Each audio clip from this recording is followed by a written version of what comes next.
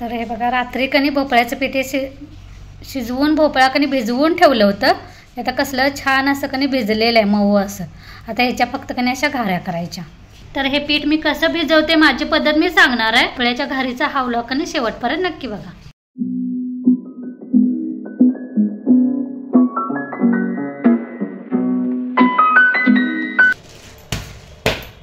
आज मी तुम्हाला कधी आमच्याकडे भोपळ्याच्या घाऱ्या कशा करतात ते दाखवणार आहे. आमच्याकडे म्हणजे मी कशा करते मी ते दाखवणार आहे. आमच्याकडे संक्रांतीला ह्याला कधी आमच्याकडे भोपळा म्हणतात. म्हणजे वेगवेगळ्या भागात कधी वेगवेगळी नावं आहेत. तर कधी आमच्याकडे याला भोपळा म्हणतात, तुमच्याकडे याला काय म्हणतात ते मला नक्की कमेंटमध्ये सांगा. तर हे कधी ह्या भोपळ्याच्या घाऱ्या संक्रांतीला बनवल्या जातात. तर संक्रांत आता 14 तारखेला आलेले आहे, म्हणून मी आता कधी बनवणार आहे. तर मी कशी बनवते ते मी तुम्हाला दाखवणार आहे. तर हा एवढा, हा जास्त मोठा पण नाही आणि जास्त छोटा पण नाही आहे, अगदी मध्यम आकाराचा भोपळा आहे. तर त्यासाठी कधी आता हा पहिल्यांदा आपण फोडून घेऊया.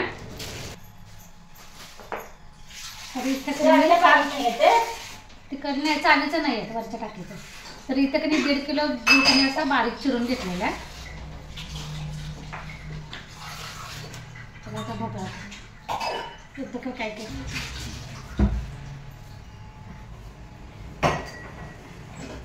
त्याच्या खाली काहीतरी पाहिजे.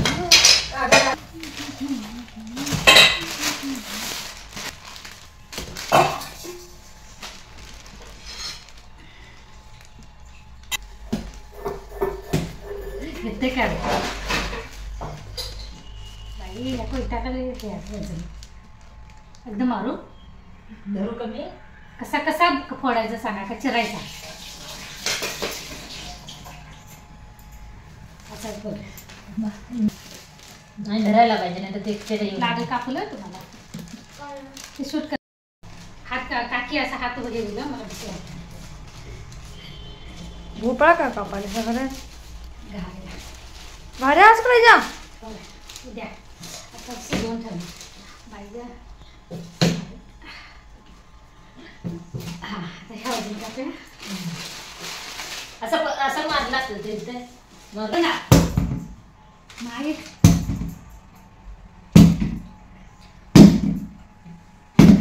पावर पावर पावर काकीची. आता तुकडे तुकडे करा. आता यातल्या बिया काढायच्या. पहिल्यांदा तुकडं करूया असं.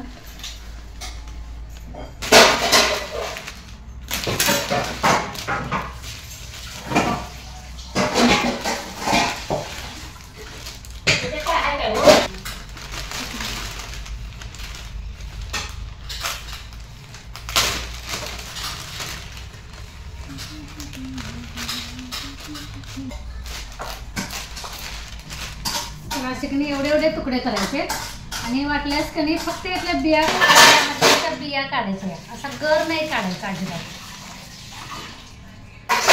तर हे कणी असंच किसणीनं असं किसून घ्यायचं. हे चाल घ्यायचं नाही, फक्त हा गर आहे की हा फक्त किसून घ्यायचा. जर तुम्हाला किसायला वेळ नसेल किंवा गडबड असेल तर कणी हे असंच काप घ्यायचं. तर त्याचं कणी साल काढते वेळेने. मी आता कधी तुकडे तुकडेच असे डायरेक्ट कणी कुकरमध्ये शिजवणार आहे. तर ते पटकन होत आहे कुकरमध्ये कणी लगेच शिजते. चीज काढून ते भांड्यात शिजवायला कणी वेळ लागतोय. त्यापेक्षा कणी ही सोप्यात सोपी पद्धत मी तुम्हाला दाखवते.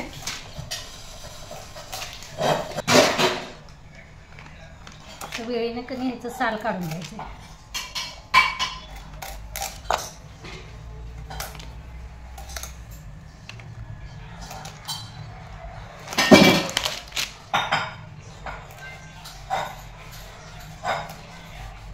आमचा आहे ना चार्ली, तिकडे भांडणं लागलेत कुणाचे. हा गेला चार्ली म्हणून म्हटलं पाप. आणि ती ही रानटी कुत्रे आगणे गावठी ऐकत नाही तो भर असे असे कणी तुकडे करायचे. असं मी साल के काढलेलं आहे. हे आता मी असंच कणी तुकडे सगळ्या भोपळ्याचे कणी करून घेऊया. ते बघा असं कणी छोटं छोटं तुकडं केलं साल काढून. आता ह्यात कणी फक्त मी अर्धी वाटी पाणी घालणार आहे आणि 5 ते 6 कणी शिट्या द्यायच्यात कुकरला.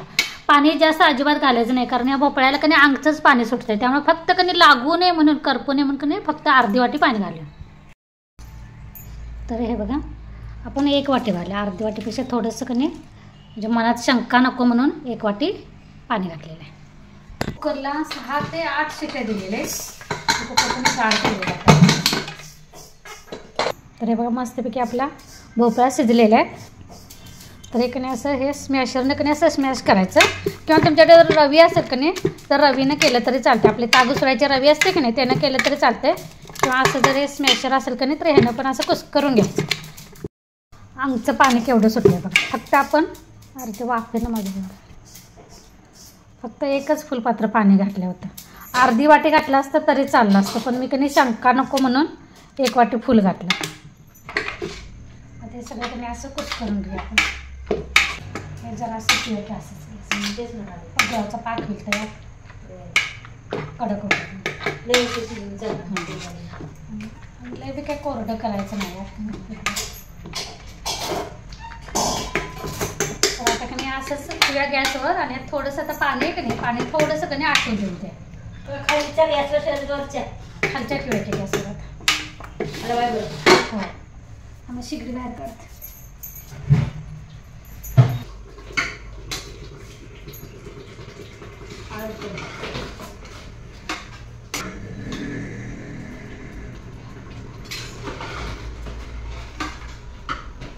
पाणी आटायला ठेवलेलं आहे खालच्या गॅसवर, कुकर तसाच ठेवलेला आहे. तर त्यात कधी मी थोडं मीठ घालायचं आहे, कारण कुठला पण पदार्थ असतो ते मिठाच्या चव नसतं. अगदी गोडाचा जरी असला की नाही तरी किंचितभर मीठ घालायचं.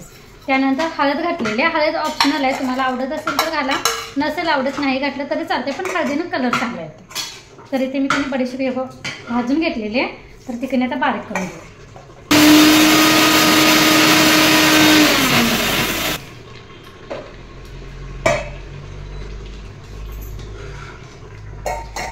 तर तुम्ही कधी ह्या बडीशेपमध्ये जायफळ आणि सुंठ जरी असेल तर ती पण भाजून घालायची, वेलची पण भाजून घालायची. असं सगळं कधी एकत्र भाजून बारीक पावडर केली तरी चालते, पण माझ्याकडे आता कधी ही वेलची पावडर अगोदर शिल्लक आहे, त्यामुळे मी फक्त कधी बडीशेप भाजून पावडर केलेली आहे. आता हे दोन्ही थोडंसं कधी त्यामध्ये टाकेल.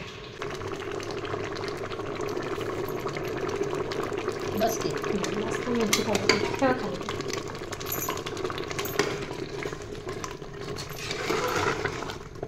थोडं पाणी सुटलेलं हे आठवू देऊ.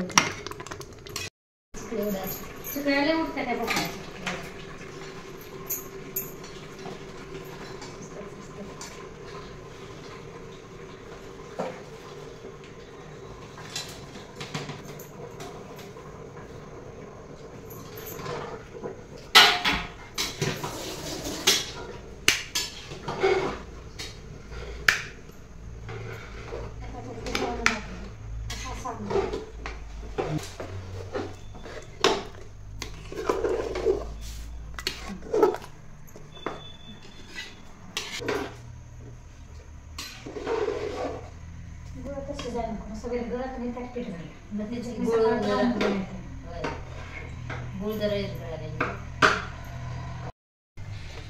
तर आता कधी गॅस बंद केलेला आहे, कारण आपण कधी भोपळा अगोदर शिजवून घेतलेला, फक्त गुळ विरघळपर्यंत कधी ठेवलं होतं.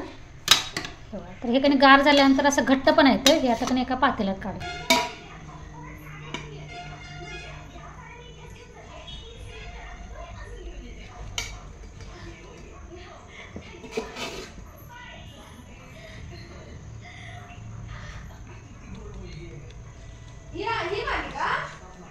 दुसरी ते कुकरमधलं मिश्रण सगळं कधी पातेल्यात घातलेलं आहे. गार झाल्यानंतर कधी थोडंसं कोमट आहे अजून, त्यानंतर हे गव्हाचं पीठ त्यामध्ये मी ॲड करते.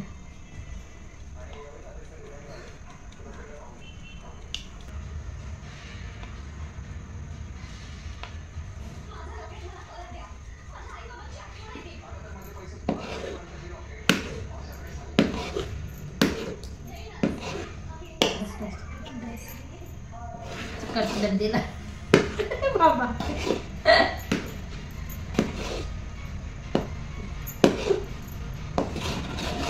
सगळं पुरतं होईल त्याच्यात. ह्याला की अजून आहे ना पातळ. जा की बाबा तिकडे कुठली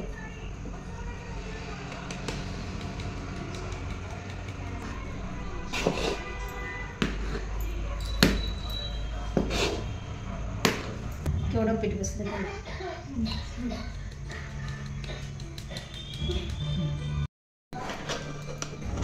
जितकं मावेल की नाही तेवढंच पीठ घालायचं. पीठ जास्त शक्यतो घालायचंच नाही, कारण पीठ जास्त घातलं की नाही भोपळ्याची चव लागत नाही. जर भोपळ्याची चव जिभेला पाहिजे असेल की नाही तर पीठ कमीच वापरायचं. आणि आता मळत बसायचं नाही. मी फक्त आता हे कसं आम्ही झाऱ्यानं एकत्र केलेलं आहे आणि असंच ठेवायचं भिजत. ह्याला झाकण लावायचं आणि असंच ठेवायचं. जर तुम्ही सकाळी करणार असाल तर असं संध्याकाळचं हे असं भिजवून ठेवायचं, म्हणजे सकाळपर्यंत कणी ते पीठ चांगलं भिजते भोपळ्याच्या त्या मिश्रणात शिजवलेल्या आणि घाऱ्या चांगल्या मऊ येतात.